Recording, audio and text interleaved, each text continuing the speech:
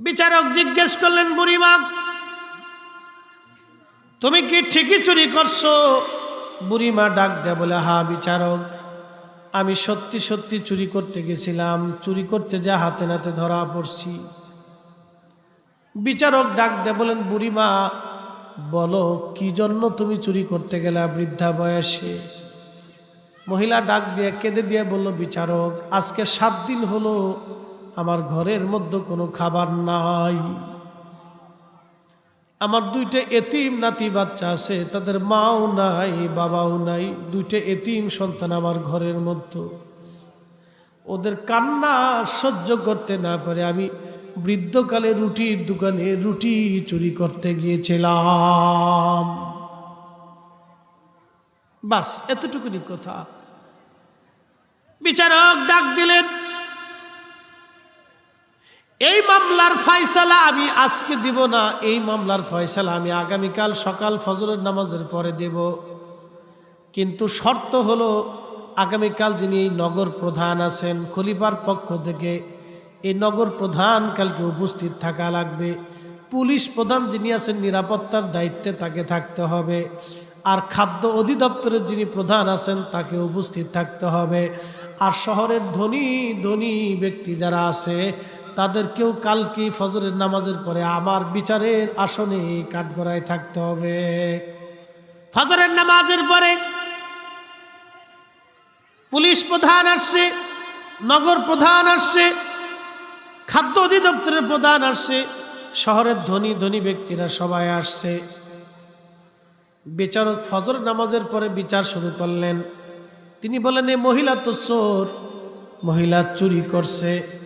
চুরির ফয়সালা অনুযায়ী আল্লাহর আইন ছিল তারা হাত কেটে ফেলে দেওয়া, কিন্তু সে অকপটে স্বীকার করছে। আর বৃদ্ধতার কারণে আমি তারা হাত কাটার বিধানটাকে মওকুফ করে দিলাম। এই মহিলার জন্য আমি 100 বেত্রাঘাত নির্ধারণ করলাম। তাকে 100টা বেতের বাড়ি মারতে হবে, আর 100টা স্বর্ণ রৌপ্য দিনার তার জন্য জরিমানা ধার্য করলাম। তিনি তার ফয়সালা দিছেন যে আমার মহিলার প্রতি ফয়সালা হলো 100 বেত্রাঘাত আর 100 রৌপ্য দিনার জরিমানা ধার্য করলাম।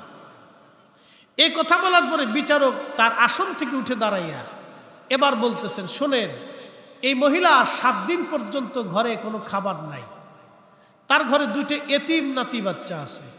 সে ইচ্ছা করে চুরি করতে আসে নাই, চুরি করতে বাধ্য হয়েছে। এই যে সে চুরি করতে বাধ্য হয়েছে, এই বাধ্যতার জন্য এদেশের খলিফা প্রধান দায়ী। বুঝতে পারছেন? বিচারক বলতেছে রাষ্ট্রের খলিফা হারুন রশিদ উনি সর্বপ্রথম দায়ী। আমি বিচারক এই মহিলার 100 বেত্রাঘাত খলিফার জন্য 20টা বেতের বাড়ি ধার্য করলাম, কারণ খলিফা তার দায়িত্ব পালনে ব্যর্থ হয়েছে। এক বৃদ্ধা নারীর এতিম সন্তানের ঘরে সে খাবার পৌঁছাইতে পারে নাই। এই জন্য বিচারক হিসেবে আমি 100 বেত্রাঘাত এই খলিফার জন্য নির্ধারণ করলাম। যেহেতু খলিফা উপস্থিত নাই, খলিফার প্রতিনিধি আমি, যেহেতু খলিফা রাষ্ট্রের প্রধান, খলিফার প্রতিনিধি যেহেতু আমি বিচারক হিসেবে আসছি, তাহলে খলিফার পক্ষ থেকে আমার হাতে আগে 20টা বেতের বাড়ি মারা হোক। একসাথে বলবেন না আল্লাহু আকবার। আমারে 20টা বেতের বাড়ি মারার পরে যিনি নগর প্রধান, খলিফার পক্ষ থেকে তার দায়িত্ব ছিল এই নগরের, এই শহরের, এই অঞ্চলের সবার তদারকি করা, কি আছে না আছে অসুবিধা সুবিধা তার দেখা।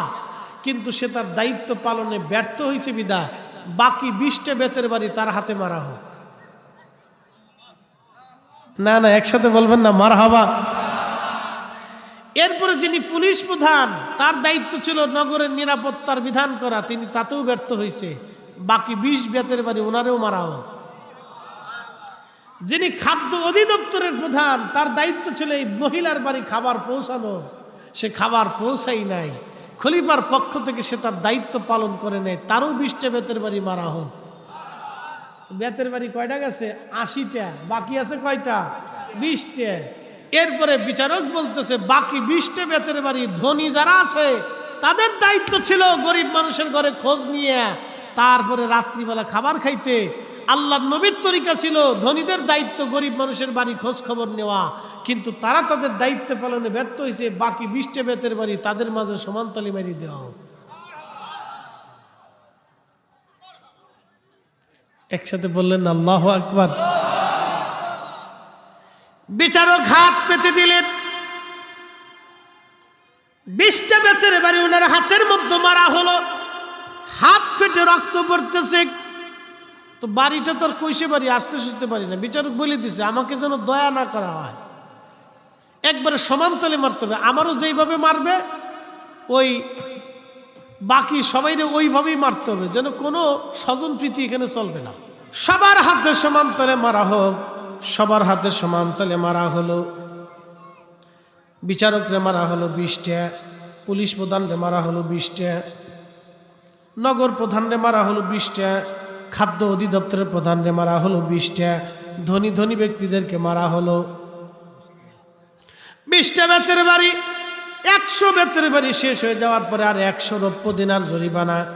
খলিফার পক্ষ থেকে বিচারক বললেন, যেহেতু খলিফার পক্ষ থেকে আমি বিচারক, অতএব বিচারক হিসেবে খলিফার পক্ষ থেকে আমি আমার পক্ষ থেকে 50 দিনার এই মহিলার জন্য জমা করলাম, বাকিরাও যেন 50 দিনার করে জমা করে। এইভাবে 400 দিনার জমা হয়ে গেল। 20 দিনার রুটির দোকানদারে দিয়ে দেওয়া হলো, আর 100 দিনার সরকারি কোষাগারে জমা করা হলো। বাকি 280 দিনার ওই মহিলাকে দিয়ে দেওয়া বলে হলো, বুড়িমা এই বাকি 280 দিনার দিয়ে আপনি আপনার নাতিপুতির খরচ কিনে চালাবেন, আর 1 মাসের মধ্যে ইরাকের বাগদাদে আপনি যাবেন। খলিফা রাজ দরবারে উপস্থিত সবার সামনে, আপনার সামনে, সবার কাছে, সবার সামনে আপনার কাছে ক্ষমা চাইতে বাধ্য। একসাথে বলবেন আল্লাহু আকবার। না না, হয় না, হয় না, আরো জোরে, আরো জোরে, আরো জোরে, আরো জোরে। বিচারকরা হচ্ছে জমিনে আল্লাহর পক্ষ থেকে ছায়া, কারণ মানুষ সঠিক বিচারের আশায় প্রতীক্ষায় থাকে। বহু আদালতে, বরগুনা, পটুয়াখালী, বরিশাল, ঢাকা, বহু আদালতে যায় দেখবেন অনেক মানুষের নিভৃতে চোখের পানি ঝরে, বলে কান্দো কেন? বিচার পাইনি। কি কথা কর না কেন? অনেকে কাঁদে, বলে মা কাঁদো কেন? বলে পয়সা নাই বিধায় বিচার পাইনি। আহা, কি আফসোস আমাদের জন্য। এজন্যই আল্লাহ রাসূল বলছেন, দুনিয়াতে যারা ন্যায় বিচার করবে আরশে মুআল্লার নিচে আল্লাহ তাকে ডেকে নিয়ে জায়গা করে দিয়ে কোটি কোটি বছর আল্লাহ আরশে মুআল্লার নিচে তাকে ছায়ায় রহমতের বাগানে বসায় রাখবে। একসাথে বলবেন না আল্লাহু আকবার।